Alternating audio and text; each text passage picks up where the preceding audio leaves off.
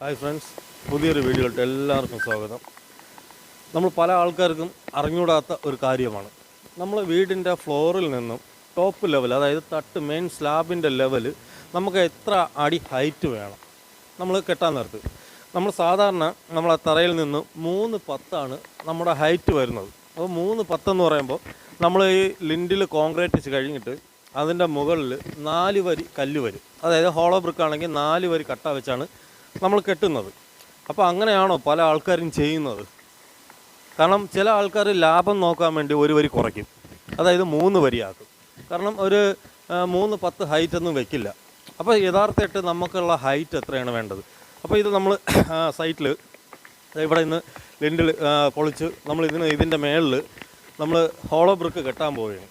അപ്പോൾ ഏകദേശം നമ്മൾ താഴെ കെട്ടിയിരിക്കുന്നത് ഹൈറ്റ് കുറച്ചാണ് കെട്ടിയിരിക്കുന്നത്. അതായത് ക്ലയൻറ്റിൻ്റെ ഒറ്റ നിർബന്ധമാണ്, അവർക്ക് 3 ലൈൻ, അതായത് 3 വരി ഹൈറ്റ് മതിയെന്നാണ് ക്ലയൻറ്റ് പറഞ്ഞത്. അപ്പോൾ നമ്മൾ മാക്സിമം നമ്മൾ പറഞ്ഞ് മനസ്സിലാക്കാൻ നോക്കും. കാരണം നമുക്ക് 4 വരി കല്ല് വെക്കണം, 1 വരി അവിടെ ലാഭം നോക്കരുത്, നമുക്ക് 4 വരി കട്ട വെച്ച് കെട്ടണം, എന്നാലേ 3.10 ഹൈറ്റ് കിട്ടുകയുള്ളൂ. പക്ഷേ അവർക്ക് 3 വരി വേണ്ട, 4 വരി വേണ്ട, 3 വരി മതിയെന്ന് പറഞ്ഞു. അപ്പോൾ ഒരിക്കലും സത്യം പറയാൻ നമ്മളങ്ങനെ, കാരണം നമ്മൾ 1 വരി കല്ലിന് നമ്മൾ ലാഭം നോക്കുന്നതായിരിക്കും. അപ്പോൾ നമ്മൾ രാവിലെ വന്ന് നമ്മൾ വർക്ക് സ്റ്റാർട്ട് ചെയ്തു. അപ്പോൾ 2 ഹെൽപ്പർ ഇന്നുണ്ട്. കാരണം 2 ഹെൽപ്പർ എന്ന് വെച്ചാൽ ഒരാൾ, ഇത് 2ാമത്തെ നിലയുടെ ഫ്ലോറാണ്, അപ്പോൾ ഒരാൾ മേളിൽ വേണം. കാരണം ഒരു മേസ്തിരിക്ക് ഈ ചാന്ത് ഇട്ട് ഓരോ കല്ല് പോയി എത്തി വാങ്ങിച്ച് കിട്ടുമ്പോൾ നമുക്ക് അതിൻ്റേതായിട്ടുള്ള ബുദ്ധിമുട്ടും കാര്യങ്ങളൊക്കെ കാണും. അപ്പോൾ അതിനുവേണ്ടി ഒരു ഹെൽപ്പറിനെ മേളിൽ നിർത്തിയിട്ടുണ്ട്. അപ്പോൾ ഒരു ഹെൽപ്പറിനെ മേളിൽ നിർത്തുമ്പോൾ കുറച്ച് പണി അറിയാമെന്നുള്ള ഒരാളാണെങ്കിൽ അത് കൂടെ നിൽക്കുന്ന മേസ്തിരിക്ക് വളരെ ഉപകാരമായിരിക്കും. കാരണം അവർ നമ്മളെ ഇടയ്ക്ക് ഹെൽപ്പ് ചെയ്യും. അങ്ങനെയുള്ള ഹെൽപ്പർമാരുണ്ടെങ്കിൽ അവർക്ക് വർക്കും പഠിക്കാം, നമുക്കൊരു ഹെൽപ്പറും ഒരു സഹായവും കിട്ടും. ഇപ്പോൾ നമ്മളിതാ ഇവിടെ ഫസ്റ്റ് ലൈന് 2 സൈഡിലും ഓരോ വരെ കല്ലൊക്കെ വെച്ച് തൂക്കട്ടയ്ക്ക് തൂക്കി ഈ ലിൻഡിൻ്റെ മേളിൽ ഒരു മെയിനായിട്ടൊരു കാര്യം, ലിൻഡിൻ്റെ മേളിൽ കെട്ടുമ്പോൾ, കാരണം ഞാൻ പല സൈറ്റിലും പ്ലാസ്റ്ററിങ്ങിന് പോകുമ്പം എനിക്ക് കണ്ടിട്ടുള്ള അനുഭവമാണ്. നമ്മൾ ഇതിൻ്റെ മുകളിലത്തെ കല്ല് വയ്ക്കുമ്പോൾ നമ്മൾ ചില ആൾക്കാർ ചെയ്യുന്നതെന്ന് വെച്ച് കഴിഞ്ഞാൽ ഈ വെച്ച കല്ല് നമ്മളെപ്പോഴും ഈ വെച്ച കല്ല് തനി തൂക്കണം. തൂക്കിയിട്ട് ഈ ലിൻഡിൽ കോൺക്രീറ്റ് ചെയ്തതിൻ്റെ തൊട്ട് താഴത്തെ കല്ല്, ആ ഒരു കല്ലിലായിരിക്കും തൂക്കിയെടുക്കുന്നത്. അപ്പോൾ ആ ഒരു കല്ല് ചിലപ്പോൾ ഏറ്റവും ലാസ്റ്റത്തെ ലൈന് ചെറിയ ചരിവോ വല്ലതും ഉണ്ടെങ്കിൽ മുകളിൽ പോകുന്ന വരി കംപ്ലീറ്റും ചരിഞ്ഞു പോകും. അപ്പോൾ അങ്ങനെ ചെയ്യാതിരിക്കാൻ വേണ്ടി നമ്മളെപ്പോഴും കല്ല് വെച്ചിട്ട് ഏറ്റവും താഴെ, ഏറ്റവും ഫസ്റ്റ് നമ്മൾ ഫ്ലോറിൽ നിന്ന് ഫസ്റ്റ് കെട്ട് തുടങ്ങുന്ന കല്ലിൽ തൂക്കിയിട്ട് അതിൽ നിന്ന് തൂക്കെടുത്ത് നമ്മൾ ലെവലെടുത്ത് ചെയ്ത് കഴിഞ്ഞാൽ കെട്ട് ഒരിക്കലും മറിയില്ല. അത് എല്ലാവരും ഒന്ന് ശ്രദ്ധിച്ചാൽ വളരെ സന്തോഷമായിരിക്കും. കാരണം ഇത് എല്ലാവർക്കും അറിയാവുന്ന കാര്യമുള്ളൂ. അപ്പോൾ ചില ആൾക്കാർ പെട്ടെന്ന് വെപ്രാളത്തിൽ ചെയ്യുമ്പോൾ ശ്രദ്ധിക്കില്ല. അവർ പെട്ടെന്ന് വർക്ക് ചെയ്ത് പോകാൻ വേണ്ടി അങ്ങനെ ചെയ്തു പോകുന്നതാണ്, അല്ലാതെ മനഃപൂർവ്വം ആരും ചെയ്യുന്നതല്ല. അവർ സ്പീഡിന് ചെയ്തു പോകാൻ വേണ്ടി അങ്ങനെ പറ്റിപ്പോകുന്ന അബദ്ധങ്ങളാണ്. അപ്പോൾ അത് പ്ലാസ്റ്ററിങ് ചെയ്യുമ്പോഴാണ് അത്രയും ബുദ്ധിമുട്ട്. കാരണം നമ്മൾ പ്ലാസ്റ്ററിങ് തേപ്പ് ചെയ്യാൻ നേരത്ത് ചാന്തടിക്കുമ്പോൾ ഒരേ കനം കിട്ടില്ല. കാരണം ഏറ്റവും ടോപ്പിലെത്തുമ്പോൾ മുഴക്കോലിന് പിടിക്കുമ്പോൾ അവിടെ ചാന്ത് കനം കാണില്ല. അപ്പോൾ ചെറിയ ബെൻഡും കാര്യങ്ങളൊക്കെ കാണും. പിന്നെ അതുപോലെ തന്നെ ഹൈറ്റ് ഇടുമ്പോഴും വളരെ ശ്രദ്ധിക്കണം.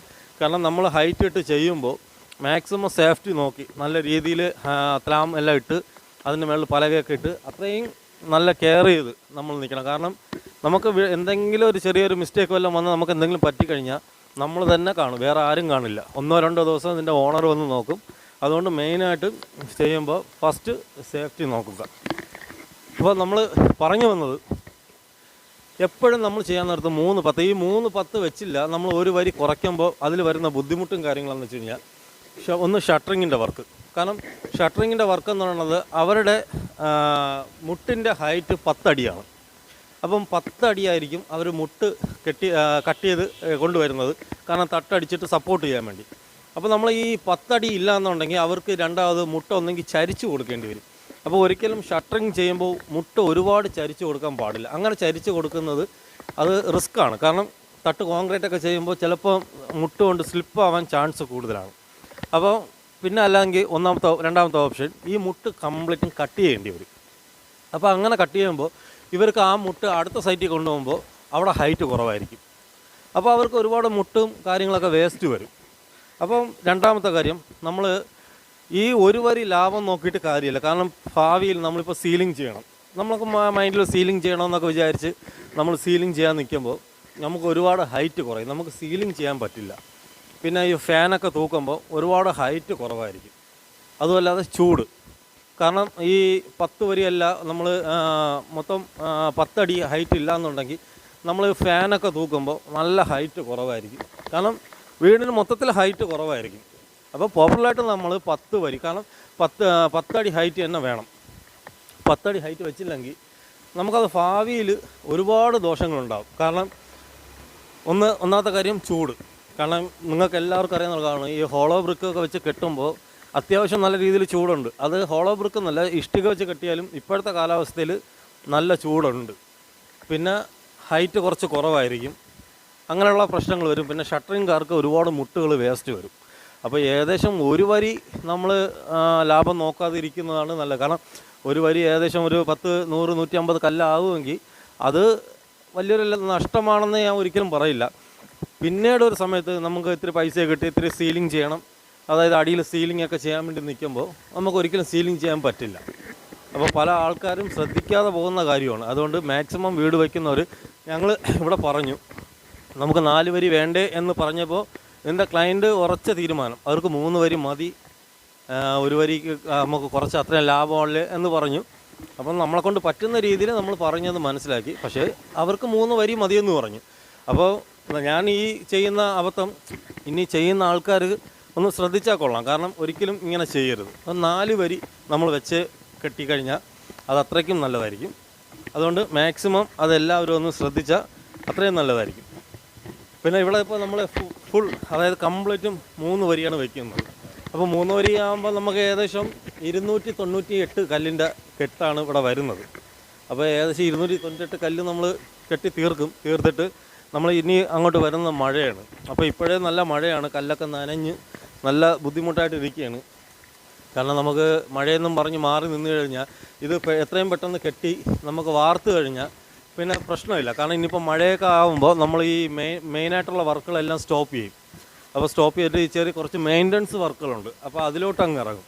അപ്പോൾ അതിനു മുമ്പ് നമുക്ക് ഈ മെയിൻ്റനൻസ് വർക്ക് ചെയ്യുന്നതിന് മുമ്പ് ഇത് കെട്ടി മട്ടമാക്കി ലെവൽ ചെയ്ത് കഴിഞ്ഞാൽ, ഷട്ടറിങ് വർക്ക് ചെയ്ത് കഴിഞ്ഞാൽ പിന്നെ ഒരു 14-15 ദിവസം കഴിയുമ്പം ഷട്ടറിങ് പൊളിക്കും.